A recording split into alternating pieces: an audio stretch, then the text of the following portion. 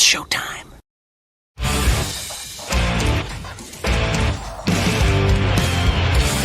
BS&B Media, in association with STWFTV,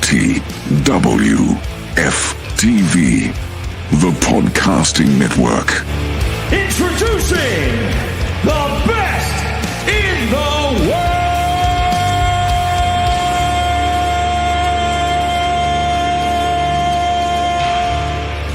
Ooh, yeah!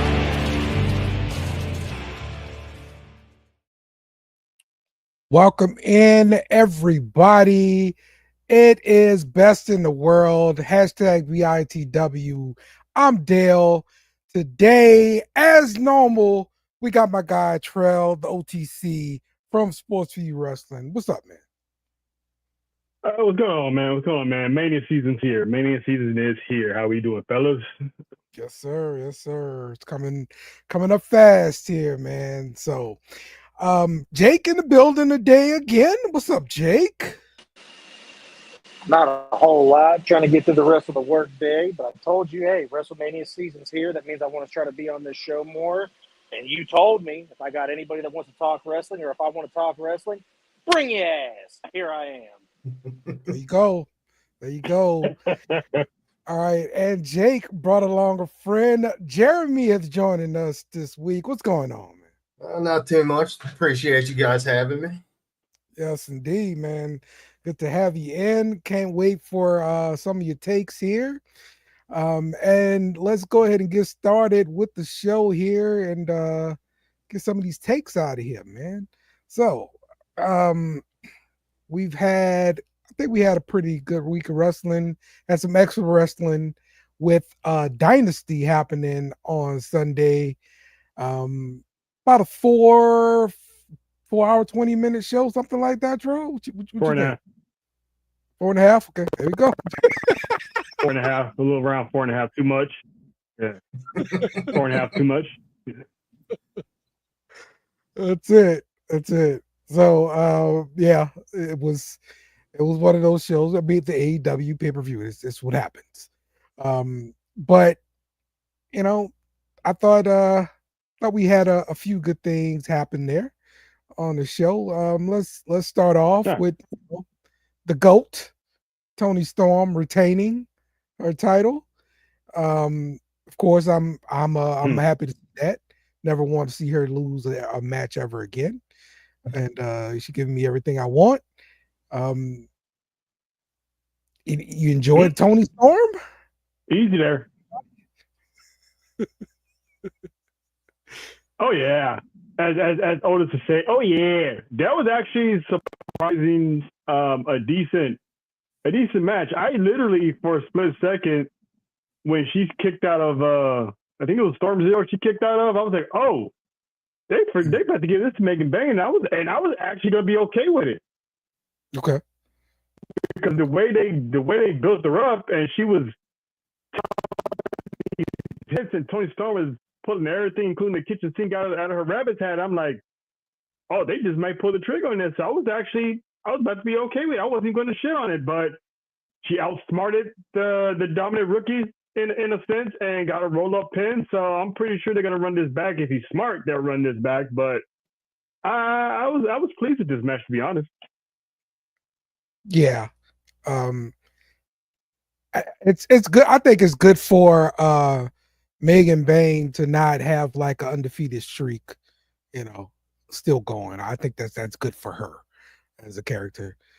Jeremy, yeah. Look, was this really your first time checking out Timeless Toni Storm? I've seen her before. She's probably the best thing AEW has going. Mm-hmm. I mean, the character work, it's great. Oh, and then when she went back to Toni Storm, yeah, that was perfect the way they pulled that off. Yes, yeah. Who'd have thought? I'm just wondering if Tony Khan came up with that, because I don't see him coming up with that. No, I doubt it. Yeah, I can't wait to find out everything about the Timeless character, like who came up with it and everything like that. who gave ideas. I love to hear it because it's really well done. We all know. We all know Dale who did it. I bet Jericho had a hand in it. I wouldn't be surprised. Okay. Well, I actually. You would be surprised? Don't give Toni Storm enough credit. Yeah, because I think I would not be surprised if Toni Storm literally had all that in her head by herself, and everyone was like, "Yeah, that's cool. Actually, that's pretty cool. I like it." Something like that. I'm pretty sure she probably had like a little helping hand, but I still think I'm gonna give Toni Storm a little more creative credit when it comes to her character, as opposed to how everyone else's characters is, and if either Tony's behind it or not. So with her character, she's doing, and she's doing well. So it really has you thinking, like, okay, who's the brainchild behind it? Because if it was anybody else and that character was crap, we all point the finger at Tony Khan and it's like, yeah, you ain't doing good with these people. But with Toni Storm, it's like she's so good. It's like, yeah. Well, and two, you make a good point. And if she didn't come up with it, would it work as well? Because it would be somebody else's vision, right? Mm. So, and you compare that to what Jericho's doing now with the learning tree. In my opinion, that sucks. I don't like it at all. Yes. I'm glad it looks like it comes to an end. This past Wednesday, I'm happy about that. So let's hope that stays that way. Oh, it's over? It's over with that group? Maybe. I think so. I think so. He destroyed the set of his show. So get that off my teeth. Thank you. Thank you. I'm so happy. Adam Cole is the new. Because that got old real quick. Yeah. I'm with you. Adam Cole is the new TNT champion. Now, Jake, I know you wanted to talk about the match between Adam Cole and Garcia. So let me know your thoughts, bro. That match was so good. I'm already a big Adam Cole fan. I was watching his Ring of Honor stuff for the longest time. Came over to NXT, made a huge splash, looked great. But I was talking to Jeremy at work the other day about it. I haven't really been in tune with AEW since it's been around. I watched like the first 4 months of it and was like, this just ain't my thing. I don't know if I can do it. I didn't have anything to do on Sunday, so I threw this on TV. And I was pleasantly surprised when this came on. I heard the music. I saw the dance. I saw the charisma. I think I found a reason to watch AEW. I love Daniel Garcia. I think this kid's got a great future anywhere. I don't care where he goes. I don't care if he stays in AEW. He is so good, he needs to be on a TV. And he's only 26. I just found that out. He is insane. So, match altogether, was I upset that he lost? Nah, because this can create more storylines for him. He's not just holding the title. It was his first defense. He had a few more defenses in him. But you can never get sick of this guy. Adam Cole, maybe he needs a strap. Who knows? Maybe he needs a strap to be relevant. I'm not sure. We all know Adam Cole's great. That's kind of a slide that I made. I'm sorry. But, no, the match was incredible, well put together. Wasn't too long. Not too crazy false finishes for me to keep me, like, fully involved in the match without saying, oh, God, another one. But, no, altogether, that match was a 4-star for me easily. Okay. Listen, I kind of got a different view of Adam Cole lately. Like, I'm starting to like not be so much of a fan just because it's the same stick like the whole time. You know, like well, now they got Roddy and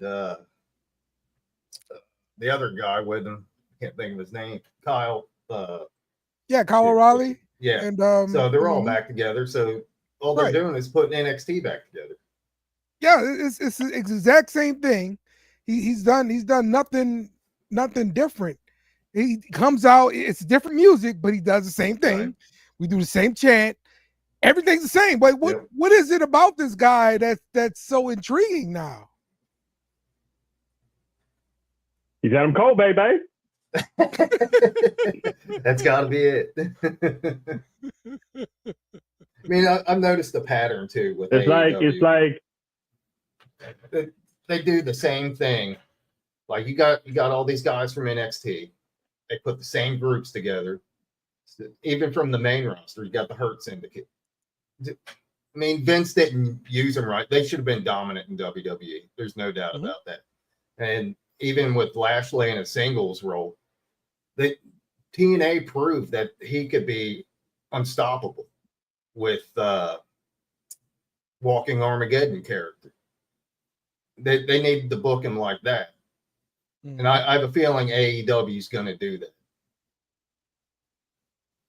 Okay.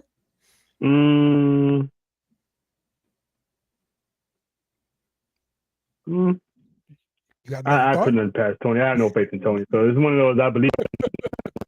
See it.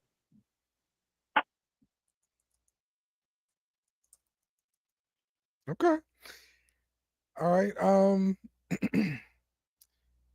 Let's see what else we got here. So further in the pay-per-view, the Young Bucks return. They screwed Swerve, and Moxley retains. So I thought it was weird for them to come out and like help Moxley, because like the whole stick with them going away was Moxley wanted to take over the company, and it's kind of like, I don't want to fight, so I'm out of here. So why bring them back in this capacity, and what's your thoughts about this? Like, what do you think here? Terrell? Well, I thought it ruined I thought that Indy ruined everything. It throws all logic out the window, because when, like you said, when the Bucks kind of ran away, when the whole AEW roster in the locker room was looking at the Young Bucks as leaders for help, and they, basically lost the titles and tucked their tails and ran, I had a theory that, they was going to come back as, the shining heroes and, take the company back from the Death Riders. But the Death Riders storyline itself didn't pan out how I thought it was going to be. It didn't really feel like that guerrilla warfare, so to speak. It just felt like one homicide after another on the first 48. Almost damn near every. So I at this point I was like, what was the point of that? Like, why would you have them come back and help the enemy? So now, are they with the Death Riders? Are they aligned with the Death Riders? And if that's the case, how long is Mox going to stay champ? Yeah. You know what it almost kind of feels like to me, and I hate to put this blasphemy out there, but it almost feels like NWO and NWO Wolfpack. I mean, it's Death Riders or NWO light wannabes, and then you got the Young Bucks wanting to join them. I don't think it's going to work.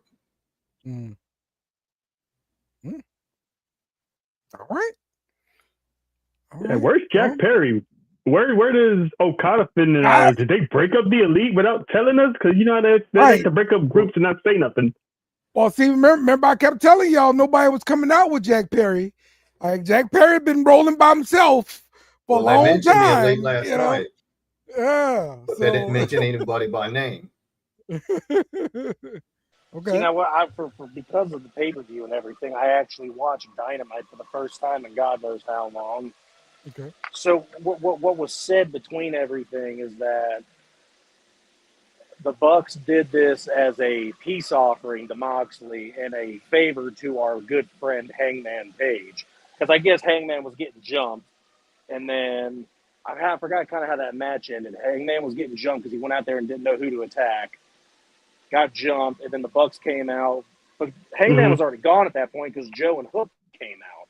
Then the Young Bucks showed up and had an arm of Swerve on each side, and then hit him with what's the move called, Terrell? I forgot what it's called. The move they use. V-trigger. The V-trigger. V-trigger, yeah. Yeah. Double V-trigger. Yeah, and then it was over. It's like, what do you mean you were out here helping out your good friend Hangman Page? You let him get jumped. What you mean? So I don't know. This could go anywhere between between the Bucks. I don't really understand where they're helping Hangman out here, but this could work as a peace offering to Mox, but you never know. Yeah. Yeah. Well, I'm sure this story goes nowhere. So Right. Now, Mox doesn't need the title, but at the same time, could this be a case of Swerve being better in the chase?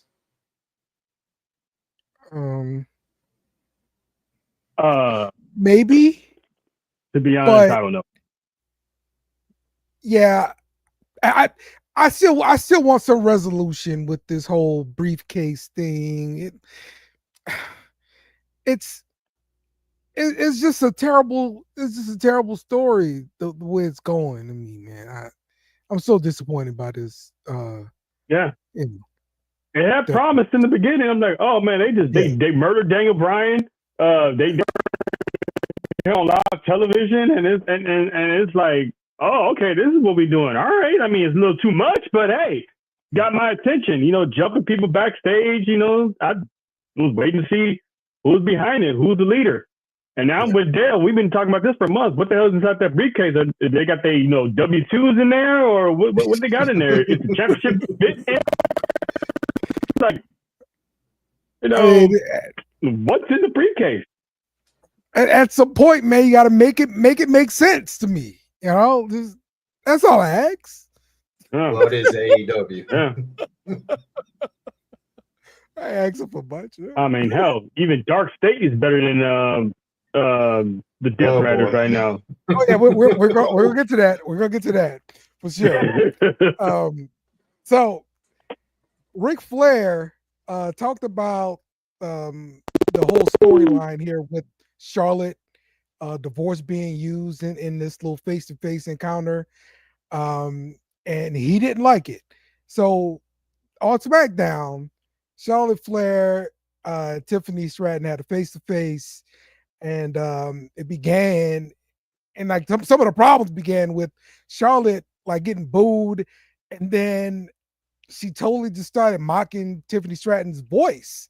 Like you can't do that in like a wrestling promo like head to head, like just mocking a voice to make your side of things go better. Because to me, because of the booing, like everything Charlotte had to say, she totally forgot about it, and Tiffany Stratton just started eating her up. That's the way it looked like to me, and she went low to try to fight back. So what were your thoughts on this this face-to-face encounter here on SmackDown, Jeremy? I think some real life heat boiled over, and I think Charlotte getting booed threw her off. Mm-hmm. She should have expected that. She's the heel here. She's the heel. She should have expected that. And leading up to this for the past 3 weeks, she's been eating Tiffany for lunch. Tiffany's been looking lost.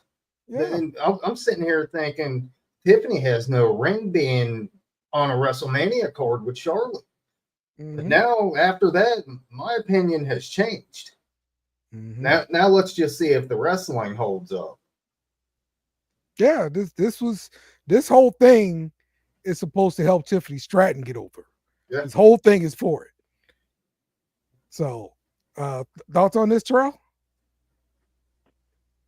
Well, Dad, you already know. I said this weeks ago when she got literally destroyed by Charlotte Flair, and Charlotte Flair didn't even try, that Tiffany needs to do something to retaliate, and this is the route she needed to go. And I think the only reason why Ric Flair didn't like it is because it was being compared to his divorce, because he just recently got divorced. So that's why he's chiming in, because his name's getting brought in it. And everybody doesn't like that, but boo-hoo, this is pro wrestling. Right.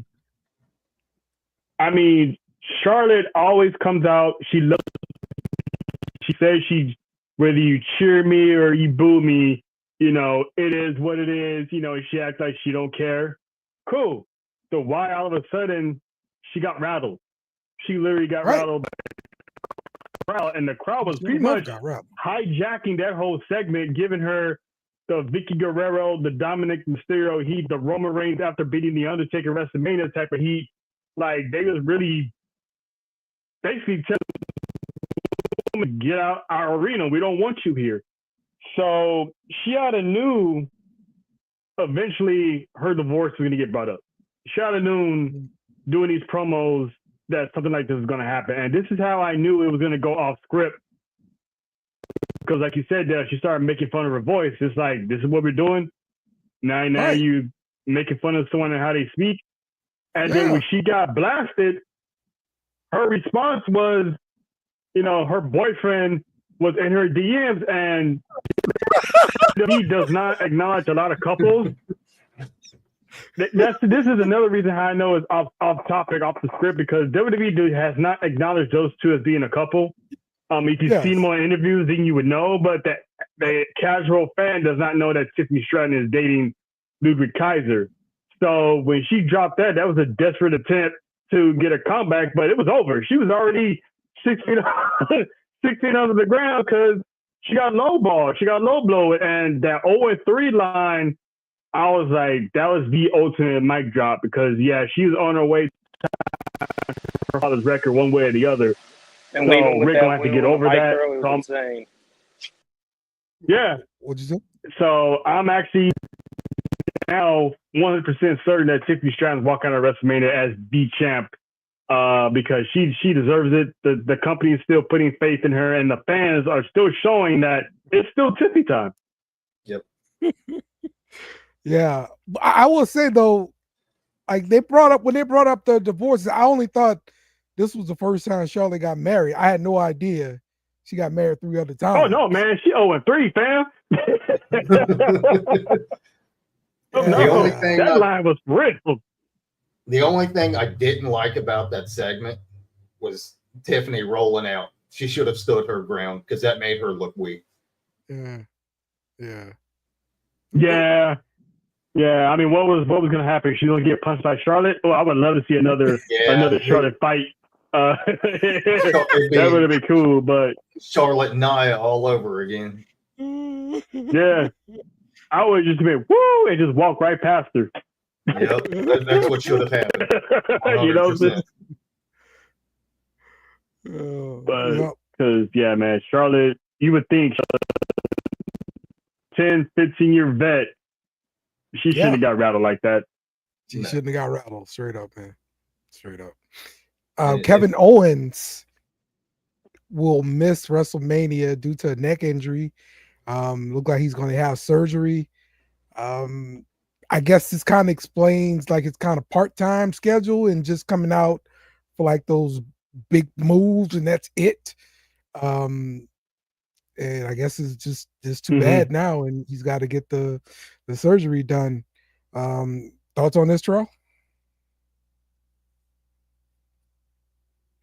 Yeah, it sucks because that was one of the marquee matches I was looking forward to, mostly because I want to see Orton bring back the pump kick. But it's bad because people were still questioning if it was kayfabe or not, and I was like, they literally made that announcement, or the rumors literally started like probably 24 hours before SmackDown. So those neck injuries, there are no jokes. Sideline people for a while. They can sideline you for like 10 years. Like ask Adam Copeland, he retired for 9 to 10 years before he was able to come back. And Kevin Owens isn't in his prime. So if he has to retire, the chances of him coming back are slim to none because he's already, I don't want to say past his prime, but he's at that. So for the time. G now. So, you know,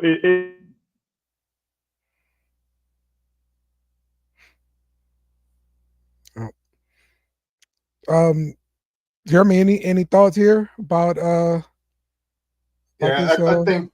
think we all know the spot where he got hurt. It was with Cody Rhodes, and it looked brutal. It was absolutely brutal. Okay. And I think what upsets me the most about this whole situation is the fan reaction. Because I've come across a couple people saying that he deserves this. And it's like, no, nobody deserves to get hurt. Nobody deserves to have their livelihood put in danger. So I think the most disappointing thing is fan reaction. Mm-hmm.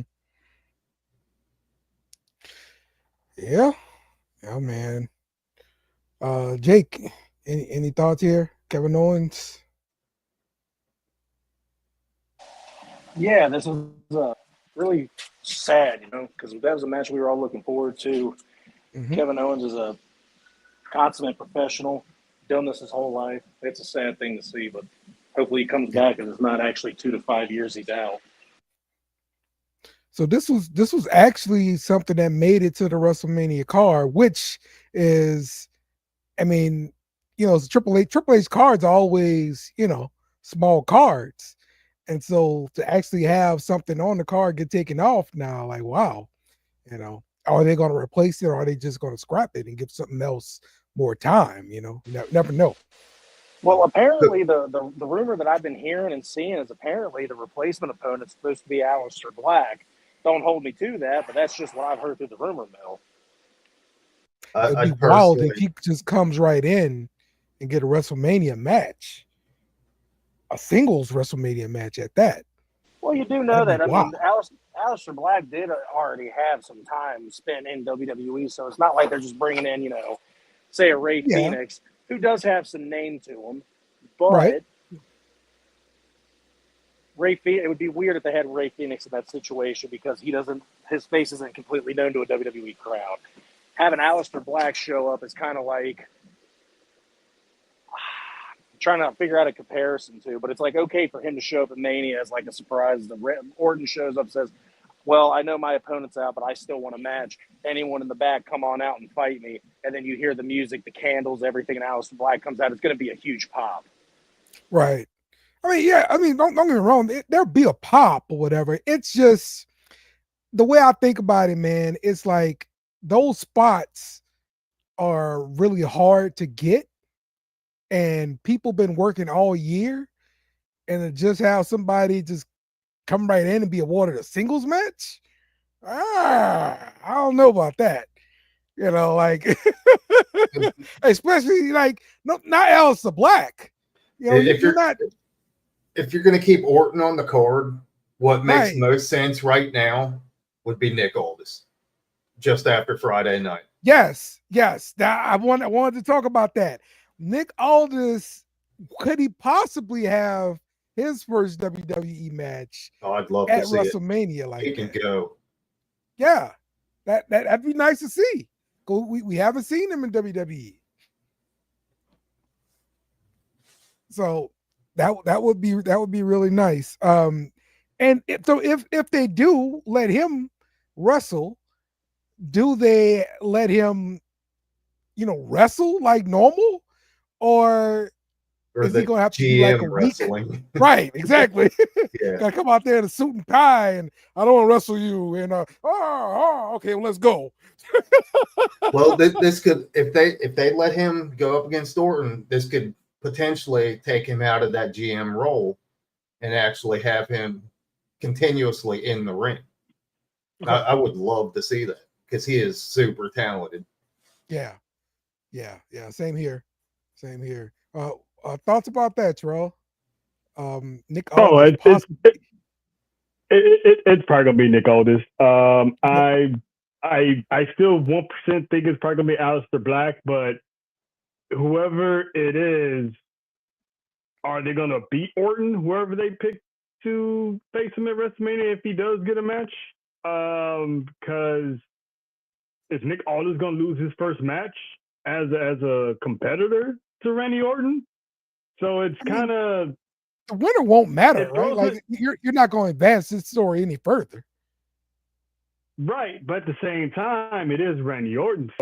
So are they going to really, is Randy Orton really be like, yeah, I'll take this, who it is? Because we still don't even know who it is. Right. What if they just have a segment. It could be Austin Theory that comes out, or it could be Grayson Waller that comes out, and they have like an impromptu segment or something. And, you know, he went up punting one of them guys in Vegas. So it remains to be seen, because I think they're kind of backed in the corner. Yeah, I think so too. So with Randy attacking Aldis, is he a heel now, or is that just Randy being Randy? Right. That's just Randy being Randy. Because he warned them about, 6 months ago? He warned them 6 months ago when he paid that double fine, that extra 50 was for the next RKO he was going to give him. That is true. And that's something else that WWE has gotten a lot better at in recent months, and even maybe over the past years, long-term storytelling. Yeah. Mm-hmm. Good point. Good point. All right, last topic on this one. Lex Luger wants Sting to induct them into the Hall of Fame, but will Tony Khan do business? Because Sting is still like under contract with AEW. I know he's like retired, but like he's still part of AEW. Thoughts here, Jarrell? If I'm not mistaken, I thought once you retired, that you still get paid under that contract until the contract runs out, even after you retire, or how does that work? Does he have like a Legends deal, or how does that work? Because the man's retired. I mean, unless he still pops up every now and then, but other than he does. Yeah, he does appearances, and he helps promote AEW for sure. So I have seen him do those kind of things. I hadn't seen him like do any wrestling stuff, but that kind of stuff he has been doing. I doubt it, because of the simple fact that Tony Khan has already put out a notice to all their talent that they're not going to be doing any shows or appearances during WrestleMania weekend. So I'm pretty sure, because of the whole Ricky Starks being at WrestleMania last year when Cody won, I think that was the catalyst that set everything in motion. So they're like, nah, we're not having this no more. So I probably wouldn't be surprised if I see Sting, but if it's not Sting, it's for sure going to be DDP, because he's gotten Lex back on track. He's got a lot of legends back on track. So, and he was in WCW with Lex. So, like I said, if it's not Sting, it's probably going to be DDP. Mm-hmm. I agree with that. Yeah. I'm pretty sure I read he did one DDP there too. So he wanted both of them up there with him. So, yeah. Yeah, I think after the Billy Gunn incident for the Hall of Fame, Tony Khan's petty, and Triple H hasn't given him an apology, so it's not going to happen. That's it. I totally agree. I agree with that 100%. All right, moving forward, Gunther signs a new deal with WWE. Don't have the details on it. I just know that he signed a new deal. So one of the stipulations was that he there's actually one detail in that contract, Dale. Okay, what is it? The guy has his own bus. Yep. I hear there are multiple wrestlers that are putting that in their contracts. There you go. And you know Cody started that. He did. If you're a top guy, you got to have your own bus. Well, and the cool thing about Cody having one is they actually created something out of it, because didn't they have like a little sideshow where he was doing interviews with other wrestlers? Yeah. Mm-hmm. Yeah, from his bus. Yep. And that's when he was promoting the vodka or whatever, right? Yeah, that Wheatley. Yep. Yeah. Yep. Hey, I'll be happy if we get more Mickey James on TV. Look, I love me some Mickey James. Yes. Although I did see a little season 2 of LFG goes. Yeah. I don't know if they're gonna bring it back for that, but I did see that little part on LFG where she kind of talks about one of the girls wearing like lingerie. Yeah, and quote sky unquote showing blue. the ass. Mm. Like, She was saying, that she didn't want people to be doing that. I'm like, Mickey James, I looked at your booty so many times when you was wrestling. Yeah, like, but at this point, I mean, she's right. She's right. But in Sky Blue fired back at her there too. Yeah, she has a point to an extent because she was saying no one wants to, see that. But Jay Cargill sometimes come out there. It's some outfits that is like, hey, now, no one really cares. Sometimes Bianca Belair, when she wants to dress good, she comes out looking like a certain way. Liv Morgan. So yes, not we want to see it. She does have a point compared to what the Attitude Era. So she has a point, but there's ways they can get around it. I mean, look what happened with Jada Parker. We don't need to go there, but there's ways of that. So she was right, but at the same time, it sounded very, very bad how it came off, because there's a lot of women that still kind of dress like that, but it's not too much. So it all depends on the person's body, how they feel comfortable in it. So if they can rock it, it looks good and it's PG-ish. Well, and the bottom line is bra and panty matches aren't coming back. So right, and no. that's fine. But look, I say you can't criticize somebody for dressing like that when you did the exact same thing. You did it, and that's what she said. Well, now I'm like curious. She's like, go ahead, Joe. No, I'm saying that that's what she meant. Like she know what she's talking about because she lived through that. She was like, yeah, because my ass was everywhere. So she knows. Well, so that's why it wasn't too matter of saying it. Mickey James had a whole other career outside of WWE. That's why everyone's seen your cheeks, girl. Calm down now. That's why everyone's seen him. Good Lord. Now, I did hear Jeremy say earlier that Sky Blue fired back at her. What did she have to say about it? I got famous because of my ass. Okay, cool. Pretty much. Yeah, it's pretty much just that they can dress however they want, and it doesn't really matter. But she's one of the biggest. And Sky Blue can fight, so yeah. And that's what it boils down to. Can you wrestle? Yeah, exactly, man. All right, why is Jade always beating the crap out of Naomi, man? Naomi's a bad one, but Jade's still come in and just like thrash her. Like, what the hell are we doing here? This is not how you build the bad guy. I mean, she got her lick in last week, 2 weeks ago, Dale. Naomi got hers in. She was whooping me, Chan. She was whooping B5, and she got a little bit on Jade. You gotta go back and forth. She did it twice. Look, no one cares about a knee chin or a B flab. Everyone wants to see her get back at Jade. And if she could barely even get a little bit of a 2-punch on her, I mean, that's great and all, but like, we don't care about that. Like, let her get hers back just a little bit before Mania. Come on. To me, it's gonna happen. I mean, she only took like a kick. All right, that's already that. She only took a kick to the face and maybe a punch, and then the rest, the pullback, as Dale likes to call them, the pullback squad came in and saved her from a slam. So she really didn't get beat. She really didn't get beat up. Well, yeah, I know Dale over exaggerates sometimes, but I mean, every time that I've seen this happen, this is kind of like a burying beatdown type of deal. So most of the time. Because the two that I've seen have been complete buries. The Elimination Chamber and the one after SmackDown. It's like, she didn't even get to do nothing. Yeah. She looked at her, and then boom, done. Yeah. Yes. Yeah. She be getting the crap kicked out of her. And I'm saying, like, well, she was old.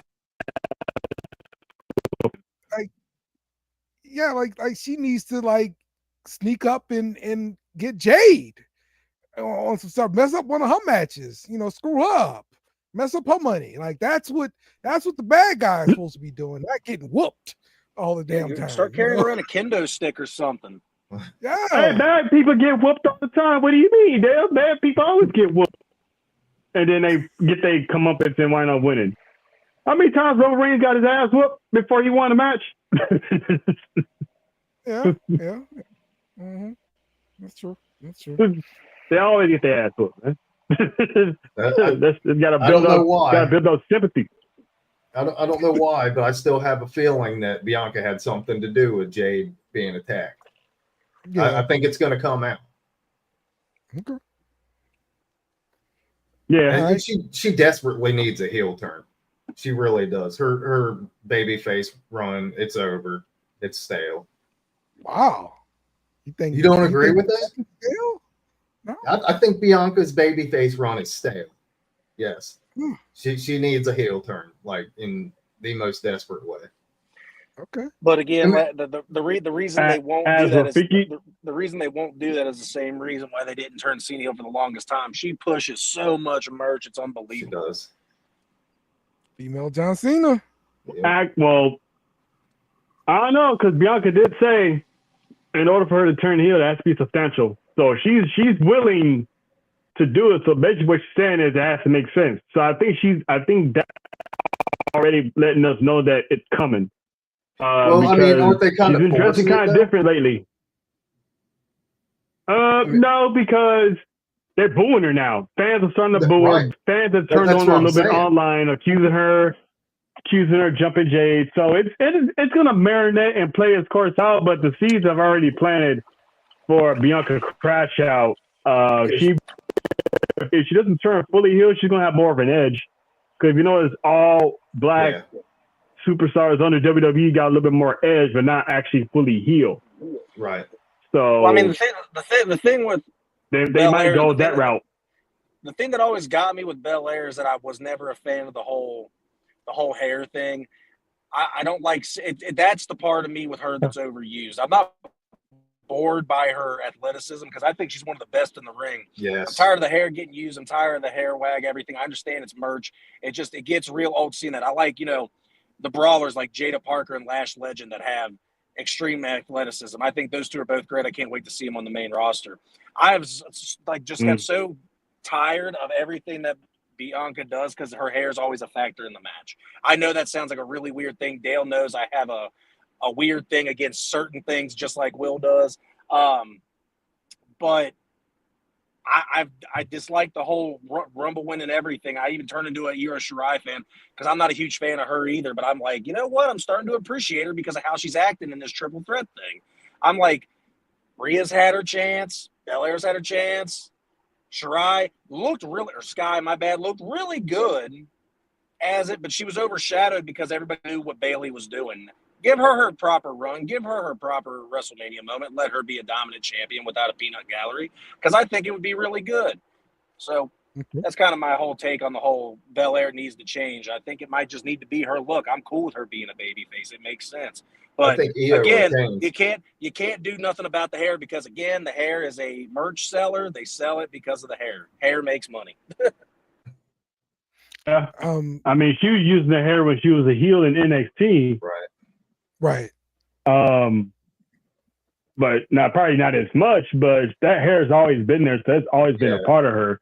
So that's doesn't probably, use it nearly as unfortunately, Jake, that's probably not going to go away ever unless she retires and cuts her hair or something. But that's her signature. Just like John Cena never got rid of that baseball hat and jorts. That's just their signatures. The thing is, she could get rid of it because it's fake. Her pictures on Instagram, all her with just like shoulder length hair. She's a natural beauty. She was part of that whole no makeup thing that the WWE girls did. She was the prettiest one of them all. Her hair is naturally like shoulder length. She puts on a whole ass weave, gets that thing down to the floor and uses it as a weapon, or sometimes it debilitates her in a match. It's just like, I understand it's for merch. I understand it's a thing, but it doesn't need to be a part of every damn match. It's bothersome. That's it. So Lena says she thinks the heel turn is coming for a big moment. They're saving it. So yeah, it makes sense to me too. Yeah. That they will save it. Well, Yeah, they're kind of putting her in a bad spot. They got that women's with pay-per-view Rhea coming up. Mm-hmm. It looks like Rhea. Yeah, I got Rhea winning that one go over. There's no way anybody's booing her. Yeah. And she's to me, she's a tweener. It's like She's not good and she's not bad. She's in that Stone Cold Steve Austin territory. Yeah. Randy Orton type of, yep. Right. All right. Now let's get to thoughts on the faction known as Dark State. Had their first match on NXT. What did you guys think of this, Terrell? Let's start with you. I loved it. I like how they booked the ending. They had Oba and Trick fight on the outside, so I knew Javon was going to eat that pin because those guys are not losing their debut. I like how they made their entrance. They just got down to business. They didn't waste any time pandering to the fans, pandering to the camera. They just went in and handled business. That's like literally like almost the Black Shield, so to speak. Okay. I like how wondering, okay, how are they going to introduce them? I like how they use the D'Angelo family to go over their backgrounds, to go over, their histories, where they played at, what sport they come from. They use other people to speak for them as far as the background instead of having them introducing themselves. So I kind of like how they pulled that off. And then obviously Dark State responded like, you guys are checking out our resumes and yada, yada. So I like how these guys are being booked, and it's still kind of confusing that one guy is in LFG and then you see him on Tuesdays with the group. I told you that was him. All right, Jeremy. So it's like, did he win LFG or Right. You have to tune in. You got to tune in. I don't think I'm sold just yet. I think I need to see more. I'm just hoping it's not Retribution 2.0. Right.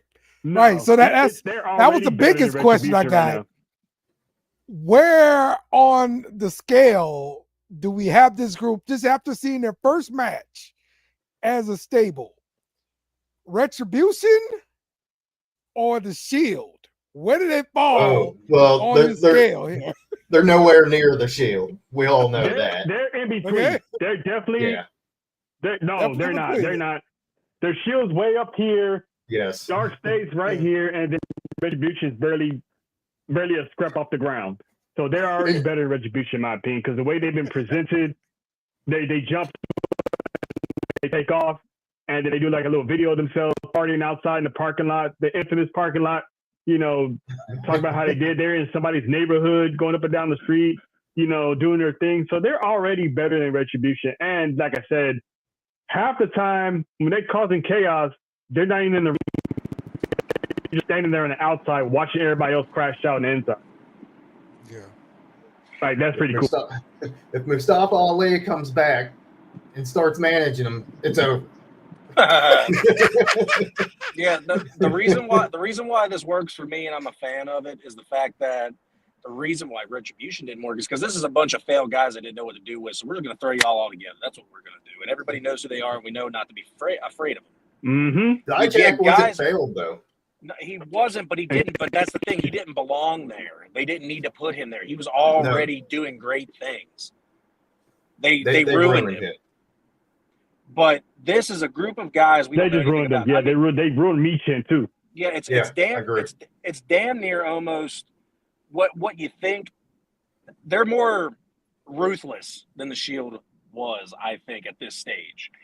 The Shield came in and they dominated. That was it. These guys are out here laying wood on people, dominating them, and then beating them down, and it's just way better than Retribution was, because Retribution destroyed stuff, not people. Yeah, these guys are out for blood. Exactly. Yeah. And it's guys we don't know. We're getting introduced to fresh people. And it's like, it's so entertaining. I like everything about it. And I do think I agree with Trell 100%. Having your first feud and main thing be against the D'Angelo family, wow, what a home run. They couldn't have done it any better. Yeah, because to what Jake is saying, the Shield, they came out for justice, because the main guys at the top they're not letting it through, so they're fighting for the middle talent. They was the hounds of justice. Dark State, it's like we're not sitting and waiting in LFG. We're not sitting and waiting at Evolve. We're not sitting and waiting at the PC. We're taking your shit now. You know what I'm saying? So, and each person has a different attribute. One is speed, one is power, one devises the plans. So it's like everyone has their job, and it's all coming together. Whereas Seth Rollins, he was like the architect with the plan, and Roman was the muscle, and Dean Ambrose just got it just everywhere that likes to fight. The lunatic. So, yeah. So they're a little bit more, Dark State is a little more chaotic but structured than the Shield. But it remains to be seen if 10 years from now, were they as dominant as the Shield was? Because the Shield's been dominant literally for the past 15 years, going on 15 years. Hold on, we got to do the third one then. And Retribution were the crybabies that were forgotten about, so we're going to start destroying everything. Right. The one didn't thing, help that it was in the pandemic too. Yeah. If they end up going main roster with this faction, the best thing that they'll have going for them is that Vince is not booking it. Because that's what killed Retribution. Bingo. Vince. Yeah. Bingo. This guy gets it. Yeah, Shawn Michaels at the helm. So, yeah. Yep. All right. Let's talk about it. We've been wondering what the hell a favor could possibly have been. And now we know the favor is CM Punk wants Paul Heyman in his corner for this triple threat match. How does it land on you, as this is what we've been waiting for since what Survivor Series, right? So what's your thoughts here, Jeremy? I think it's genius. Okay. So could he be in Punk's corner? Could he just decide to stay with Roman? Could he go with Seth? Or could he go with none of them and Brock Lesnar come back? Now, Brock said that he's retired. And we know how we know the wrestler retirement, right? But also him saying that he's retired, it's not giving anything away for the surprise. So I think that could happen. Okay. And that I'm hoping that well, I think Brock is retired because he's involved. His name is involved in a whole Janelle Grant situation. So it's best if you just retire because the case is closed. You ain't getting no job anytime soon in WWE because they're avoiding anything and everything Vince McMahon related. And that includes, as of right now, Brock Lesnar. So if the man says he's retired, you might as well, until that lawsuit either drop or something happens, he's done. But as far as Paul Heyman goes, I'm happy with it. I'm glad it's over. I knew we was going to get it before WrestleMania. I thought we was going to get it at WrestleMania, to be honest with you. But this is better because Paul Heyman predicted this about 10, 12, about almost 15 years ago that when the CM Punk main events WrestleMania, he's going to walk him down the aisle to the main event. And Punk kept that in his back pocket for all these years. And Paul didn't do him any favors when he agreed to whatever favor he had before he even had the chance to hear it. So as of right now, I don't really see him turning on Roman. I think that's just the favor he's owed. You know, I'm going to walk him down to the aisle at WrestleMania. When it's all said and done, he still might leave with Roman, or Roman just might kick him to the curb, period. So there's still layers to uncover, but I don't really see Paul turning on Roman unless something happens. And now he owes Seth Rollins a favor for not stomping his head through the mat.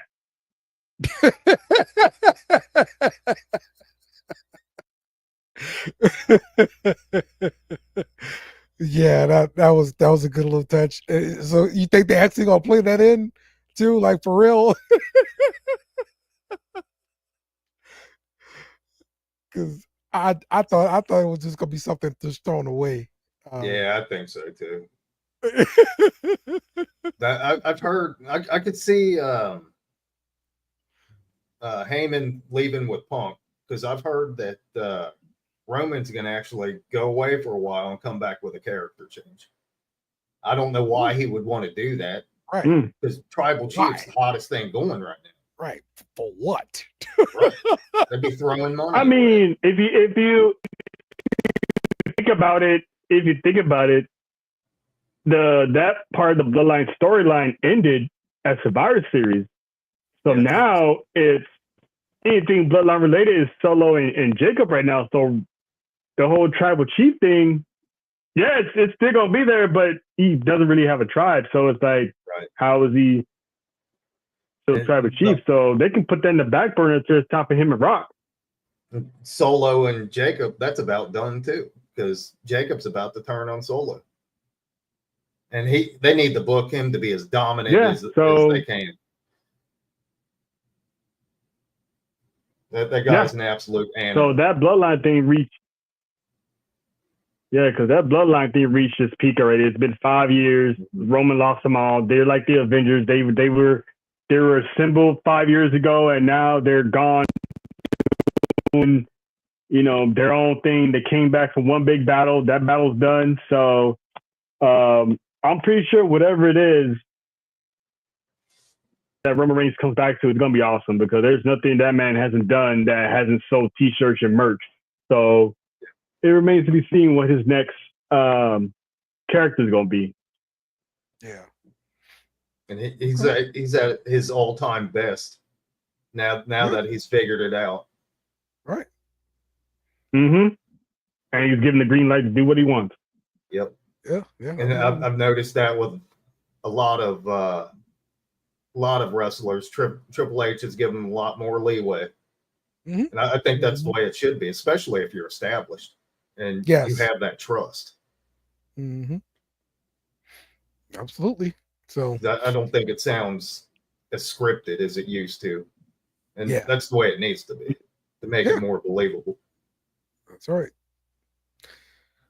All right. Coming to wrap things up, Ray Phoenix debuted in WWE. He beat Nathan Frazier. This was on SmackDown. Jeremy, you familiar with Ray Phoenix? I am. That was an absolute banger of a match. I think the sky's the limit for him. Yeah.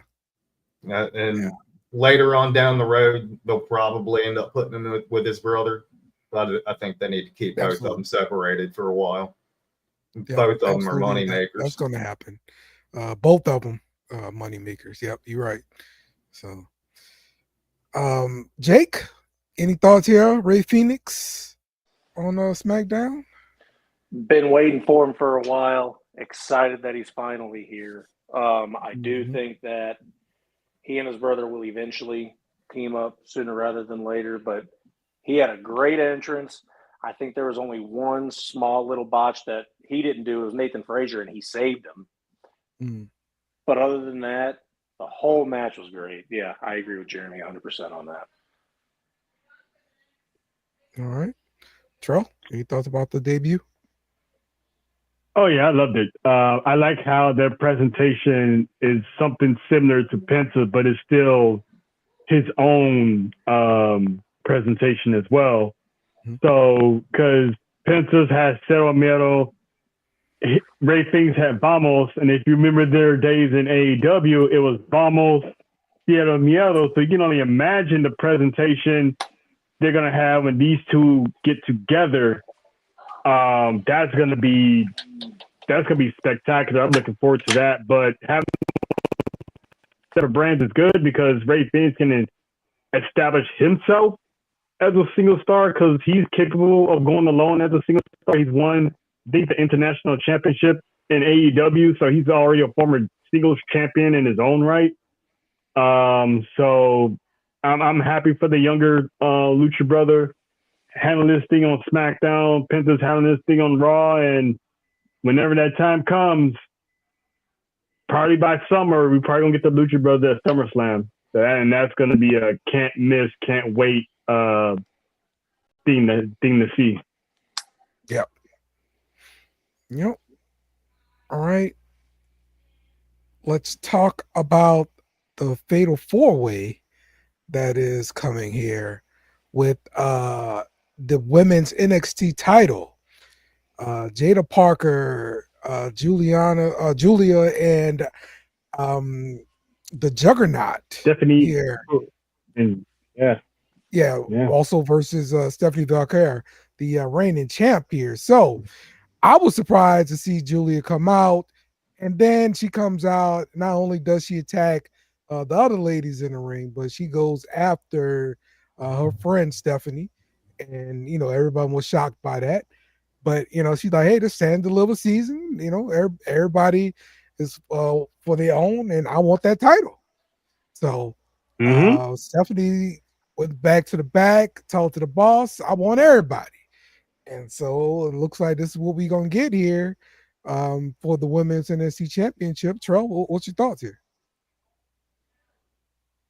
I was actually a little surprised to see Gia back because when she dropped the title, there was rumors going around that, she was injured. So that's why they dropped it on NXT television instead of Stand and Deliver. So to see her back already, either she wasn't injured at all or she was, but she was able to get back in time. So I'm happy to see her. So now they're going to add another multi-person match to WrestleMania weekend. But I'm excited for this. I'm excited for Jada Parker to be in a championship match. I doubt if she's going to win, but she's going to put on a show in Las Vegas, and I'm happy for her because now her time to the top is coming. And if it wasn't, she wouldn't be in this match to begin with. So her in this feud with Jordan Grace, that's going to play out in this match. And so I'm just happy for Jada Parker's opportunity. I still got Stephanie somehow winning this match. And that's probably going to set up a rematch between her and Julia down the road. We still got to get that match on American soil. Yeah, I agree with this. Jordan Grace been having some botches, like with just about everything she's been doing in NXT. Looks like to me, maybe she missed those muscles back. I don't know. I mean, she was able to toss that one dude over the top rope. Yeah. But yeah, this is a good point. I think it's a visa issue. That's what happened with Julia. And so they got that fixed, and now she's back. So. Oh, okay. Yeah, see, I was with Trell. I thought that was an injury, a neck injury of some sort. Yeah, that was the rumor that was going around. Mm-hmm. But no, I was. That's why I was confused when this ended up happening. She came back. The heel turn, definitely didn't expect that either because you saw how tight that those two were. I personally didn't see that coming. I'm a huge Stephanie Valkyrie fan, though. I'm hoping she gets to keep the belt since she already dropped the North American title. I don't see them getting rid of it right away.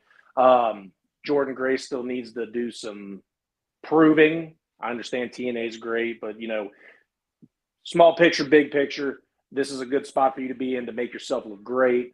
And I'm with Trell, man. We've been waiting for Jada Parker to finally be in the spotlight. I'm excited to see what she can do. And but I still hope Stephanie holds on to the title and Julia and everybody has a strong showing. But the heel turn's still a little confusing to me. But I guess you got to bring her back some way, and that's the only way that you could probably bring her back. Yeah. I mean, she might not even be heel. Like she said, just, like Dale said, this NXT season, no friends. I want that championship. So that could be just someone just back, hey, I'm here, but you ain't the homie right now. Yeah. I think Stephanie's going to end up retaining, and Jada is going to end up going after the North American title. I think that's the picture that she needs to be in.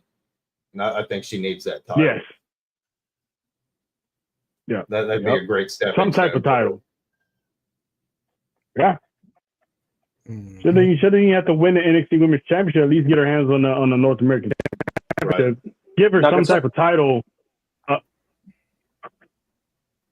Could someone correct me if I'm wrong? I think. Okay, what's up? I thought Jada was already part of the North American title picture at one point, and they didn't end up giving it to her. So, wouldn't it be a Right. downgrade from where she's at right now, going for the title? I don't think it would be. No, because It was either way. Going to be our first singles title, so Right. nothing. Which is Yeah. which is needed either way. That's true. Yeah. Mm-hmm. And she's like, she's tired of waiting, so she's gonna take what she wants. So Yeah. could be any one of them titles. Mm-hmm. I mean, Jake. If they ran Kalani as dominant as she was with that title, imagine what they could do with Jada. I mean, Right. sky's the limit. Yeah, Yep. big time. Yep. All right. The last story here, we got Eddie Thorpe out here dropping another greedy white man who not content with what he already has. like what? Yeah, I that was my reaction too. was like, this is what we doing in 2025. I was Right. like, oh, It was All right. unnecessary. I mean, I get it. He's Native American. We all Right. know that Native Americans they ran the land before Columbus and them got here. So I get it. It just took me by surprise a little bit. It took me by surprise a little bit. I'm like, oh, we haven't seen this type of angle since Teddy Long was going around calling people crackers. So it's been a while since they went there, so to speak. So, and even Wesley's face like, oh snap. Yep. Let's simmer down there, guy. I was like, whoa, easy. So that's I'm not mad at it. I can't be not mad at the Gulf of America for Grande Americano and then turn around and be mad at this. So, so hey, you know what? Shawn Michaels is cooking. That's all I can say. He's cooking. There's something about Eddie Thorpe. I just cannot get behind him. I don't know why. He's annoying. That's part of it. He's not even a mid-quarter to me. The annoying stuff is new. And he's trying to get some kind of character going besides, hey, I'm a DJ and I dance when I come out to my music. Like, Yeah. They were trying to turn him into Sami Zayn when he first started. Right. And so now he's, I'm Native American, and white people make me angry. I mean, he is. That's something.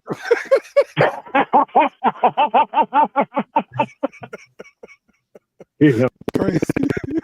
This is my land. There was a lot of confused white people in that crowd that said, "What did I do?"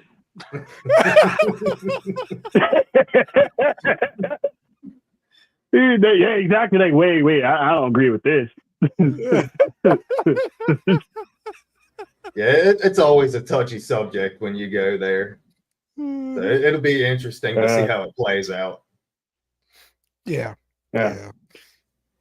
We'll see. We'll see if this actually boosts him up or what. Or he keeps on being the guy that almost won or whatever, and that's it for him. So we'll see. All right, let's go around the room here, man, and give me something that I did not touch on that you wanted to bring up. Let's start with you, Trell.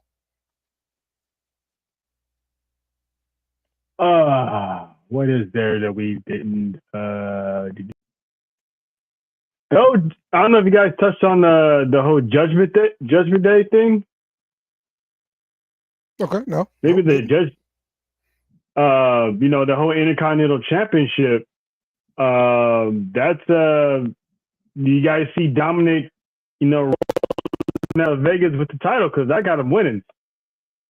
Ooh. I think I could see that just to go between him and Finn.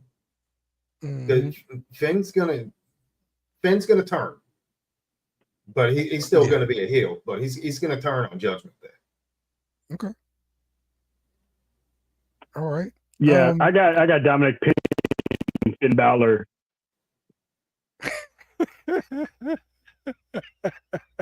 I mean, honestly speaking, if all their talk was legit, they'd be like, yo, I'm gonna go over here and lay down, you pin me, get the 3, we out. We got the championship.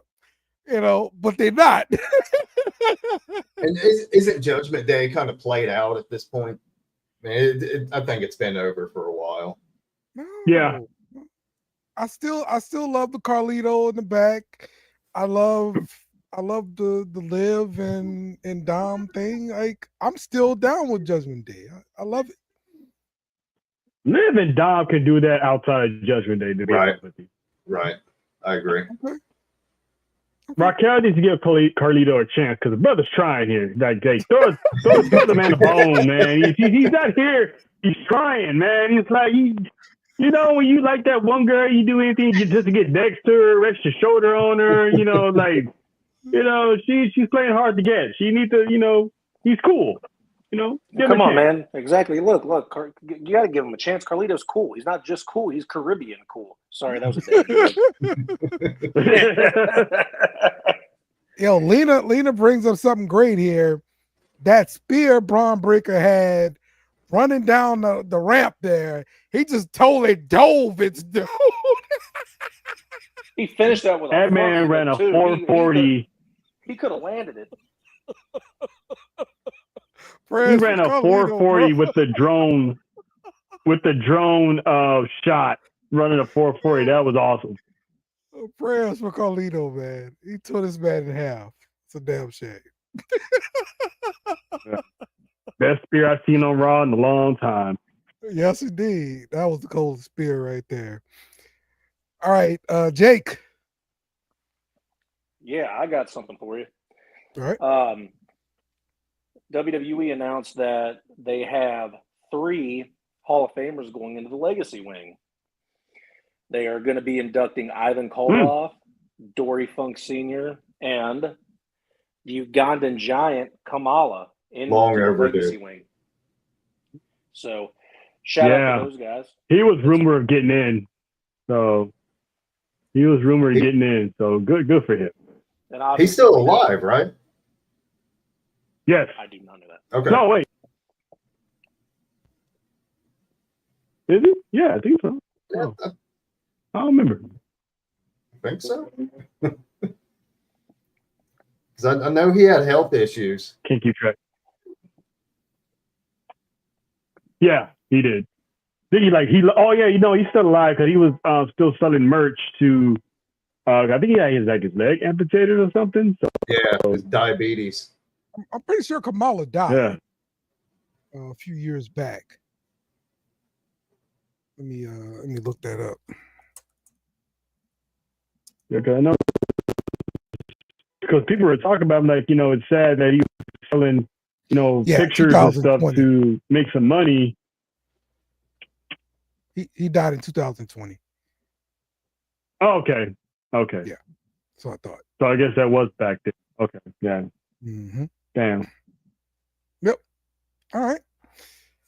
Cool. Jeremy, what you got? Okay, so mine's more of a pet peeve. It's the women beating up on the men. I don't like it. I think it does not suspend my disbelief. Yeah, Jade Cargill does not need to be throwing a 250-pound man like he's a freaking missile. I'm sorry, but it just doesn't need to happen. I'm telling you, man, that company security, they are bad security guards. I'm with Jeremy. I think they start having pull apart women. Have a bunch of females in the locker room. Just just run out. And I ain't scared, guys. Hell, you can have the female roster come out there and try to pull them apart. And, just let the women, whoop their ass a little bit. See, instead of, I get what you're saying. It's like Jordan Grace, that poor brother over the top rope, Jay Cargill just whooping people like left and right. It's cool at some time, but now it's like, all right, we gotta start getting these women out here. We gotta start getting one of those female refs taking an elbow to the forehead of somebody by these women. I mean, why the women refs are out there trying to pull apart the guys? Right. You know what they need to do? They need to hire Matt Cardona because he has no problem laying hands on women. You see all his men versus women match in the intergender championship matches. Get him in there. He'll do it. Well, neither does Jon get Mox in there. Get Mox in there. He'll drop a female just like that. Too. He called a Poor lot. Willow. Hey, you know what? Poor Willow. I mean, hey, cute though, like an adorable yeah, way. she is. And you did that to her, like bastard. Yeah. Yeah, it's like you were. Yeah, she got that face. She just got that. She got that face. She kind of reminds you like one of those PBS shows, for those kids shows on PBS. Those character is always happy, but once the camera goes off, she. Bro, are you trying to compare her to a Teletubby? She's like, look, yeah. No, that was you comparing her to a Teletubby. That was you. I said PBS show. No Willow on this show. That's great. That's a good one. Okay. Yeah. The Jey Uso. Yeah. Yeah. Well, this matchup has definitely become more personal. I think we gave it the special sauce that it needed to be that really good main event WrestleMania match. So much so that Gunther got a new contract. There you go. Yeah, that definitely got me invested in that match. Yeah. Yeah. And Jay's promo Monday. Oh man, it felt real. Yeah. I thought it was great. Yeah. You could feel like he was real. The right hand man is back. I thought the best part of it was the beginning. Got that main event title back for sure. Main event moniker, that is him. Yeah. I thought the best part was at the beginning when he slapped the microphone out of Gunther's hand. He's like, "You're not going to talk. This is me." Yeah. Yep. I was like, "Oh snap! You gonna get?" And when he said, "I'm gonna get you," it's been a long time since he said, "I'm gonna get you." So I'm gonna get you. That's right. I was like, "Yep, we got the main event. The right hand man is back." That's yeah, right. he made that feel real by talking about family, because every one of us can relate. Mm-hmm. Yep, absolutely. Yep. And shout out to that fan. Shout out to that fan in the crowd that had that sign right next to Jay that said mid-event Jey Uso. I thought that was uncalled for, but that was low-key hilarious at the same time. But it was like, dang, like, wow, he could be another one that's planting seeds for a crash out, because people online was attacking him. They got people calling him mid-event, and he was dressed in black as well. So there's a lot of avenues they can go with that. Yeah, it was. It just don't make sense how you can go ahead and call this man mid when everybody at Survivor Series, every pay-per-view, everything, you see the hands going crazy. How can you call this guy mid? He's the most over wrestler. It just don't make no damn sense. And that's just it. You can't go by the IWC. You have to look at the live crowds. And that's how you know when somebody's over. Mm-hmm.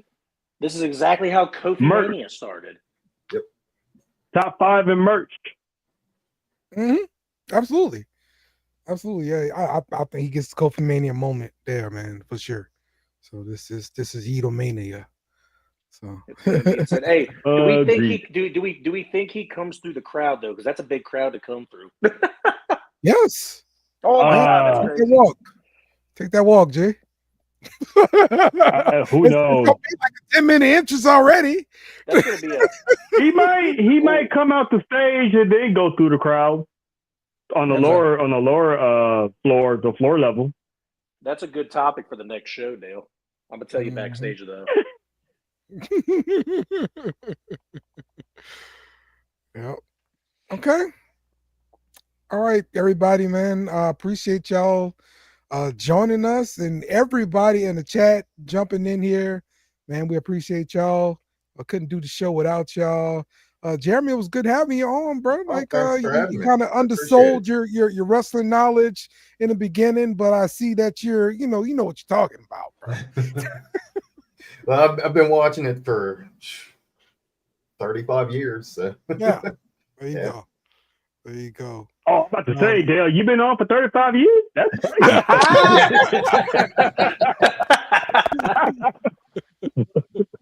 I don't know how that's possible, but hey, you know what?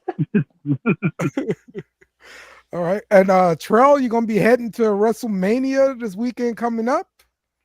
Or not coming up, the next weekend. So yeah. We'll be on vacation next week. There's no Sports View Wrestling at all. There's no Best in the World featuring me. I will be in Nevada at this time next week. So it's me and John. It's a good time, man. Hopefully we can run into some people, run into some other content creators that I looked up to, and maybe catch a stars here and there, because I actually got that Friday. So I'm looking forward to that. That'd be sweet. Meet up with some people, man. Get some videos together or something like that. That'd be sweet. Oh yeah, we vlogging. We definitely vlogging. Trell, if you somehow run in to BDE Brandon, you need to get a picture with that guy. He's one of my favorite content creators on YouTube. I love watching all his video game stuff, the shorts that he does. Great dude. I love that guy. I've been watching his YouTube for like 2 years. All right. Well, just DM me the name, because I'm pretty sure I'm going to forget. Just send it in my DM or something, and I'll be on the lookout for that name. Because I got you. It's probably going to be a lot of people out there. So. Oh yeah, for sure. Ain't nothing but people out there. So, yeah, man, you have a good time, man, and enjoy it for me too. So, and most of all, be safe. Oh yeah. Right. Yep. Oh yes. I don't have a gambling problem, so I'm good in that department. But other than that, yeah, it's gonna be a group of us, so it's gonna be fun. It's gonna be fun. Probably gonna have stories to tell. Awesome. Can't wait to see the pictures. Can't wait to hear the stories. Yeah, we're looking forward to it, man. Looking forward to it. So, all right, you guys join us again next week. We'll be talking more wrestling. So we'll see y'all then. We out of here. Must be you too. Goodbye. Mwah. Good night. Bang! Yes! Thanks for watching our show. Remember to subscribe for more shows on the network. Smash the like button, share, and comment.